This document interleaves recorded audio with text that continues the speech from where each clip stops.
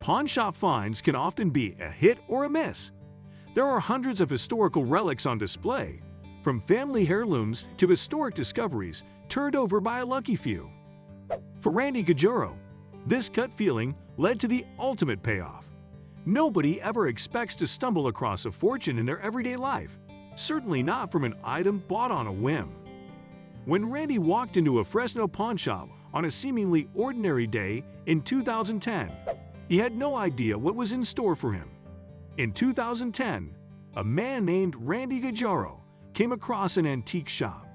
He decided to take a look around, rummaging through collectibles and timeless pieces to find something appealing and affordable for himself. Randy wasn't the type to be too compelled by antiques that were begging to be sold. He wanted something unique, something that he could store in his home that could tell a story. As he rifled through the more discarded items in the aisles, there wasn't anything that really called his name at first. Once he was done with the furniture, decorations, and accessories, he decided to spend a bit of time with the photographs in the shop. He continued to flip through the photographs. Then, he paused on one, feeling a wave of nostalgia come over him almost immediately. Though he had never seen this picture before, it was almost as if he had known the men staring back at him. He couldn't help but wonder, was this person somebody from his family? Perhaps from a past life? Storing the photo in one of his hands, he kept sorting through the other pictures, trying to see if there were any others like the one he had chosen. Sure enough, he found two more of the same caliber. The photographs had the appearance of being a set, with the same amount of age and wear around the edges.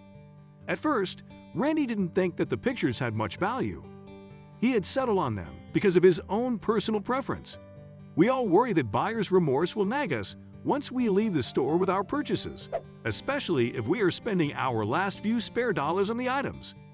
With no immediate intent to sell or redistribute the photos in any way, Randy had to decide whether this collection was worth the money.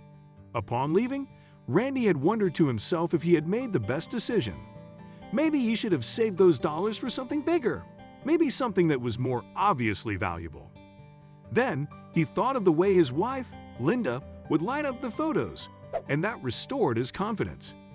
He happily headed home to reveal his new treasure to his beloved. From the tintype, Randy knew that the pictures had to be from the 1800s or so.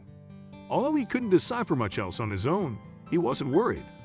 His wife Linda was always a great help, and perhaps she would be able to figure out the other details of the photograph with him. Randy and Linda immediately dove into their research to figure out who the two men were in the picture Randy was most enamored by. Now in 2010, information access was not nearly as wide in range as it is now, so it wasn't an easy feat. But they were determined to figure out it. This picture meant something significant, and it deserved to have a lot of effort devoted to it. The picture left Randy and his wife scratching their heads for a while. What was so important about these two men playing a game of croquet? After a while, it became clear that at least one of the people presented had to have been a very important figure. Since the background was clearly on American soil, all they had to do was sort through prominent historical figures of the 19th century that fit the physical description they'd narrowed from the photos. However, they couldn't do it alone and resorted to the help of professional historians.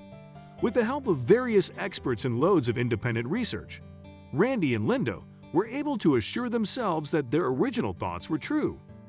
This photograph was indeed from the 19th century and did, in fact, take place in America. This made them immensely happy. After sorting through various American icons during the 19th century, there seemed to be only one figure that truly fit the bill. Randy and Linda couldn't believe it. Who could it possibly be? The pinnacle of their efforts was right before them. Born in 1859, the man in the photo that Randy had connected with was a notorious criminal, famous for his gang-related activity and string of murders committed at a young age.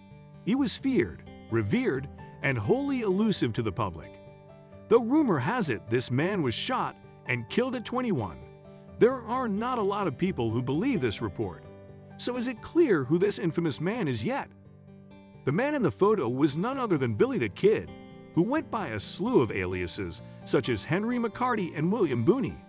Billy the Kid was not depicted in photographs often, and there was only one other picture of him to compare this one to. Randy had hit the mother lode. This was a once-in-a-lifetime find. People had been trying to find evidence of Billy the Kid for decades, and even those with more collecting experience than Randy were not able to track down such an artifact. After a long year of trying to decide whether this was really Billy the Kid or perhaps another historical figure, they approached the final verification steps of their journey. Though these efforts were important to Randy and Linda, it is also worth talking about who Billy the Kid was and why he ended up being such a notorious aspect of the 19th century. Normally, influential figures are regarded as such because of the positive benefits they bring to society. Why was a criminal garnering this much attention? Make no mistake about it, Billy the Kid was no hero. He was a highly wanted outlaw with a kill streak beginning at the young age of 17. By 21, it was said he had killed nearly 20 or more people, although the number is often disputed. Without parents, Billy the Kid was faced with criminal activity for as long as he could remember. He was first imprisoned at 16 for stealing, and his reputation for theft and physical harm had followed him until his very end. At the time, there was almost nobody who didn't know his name and reputation. As any young boy would with limited options, Billy the Kid was immersed into a life of crime straight from childhood. He stole from people in stores whenever possible, but it wasn't just for sport.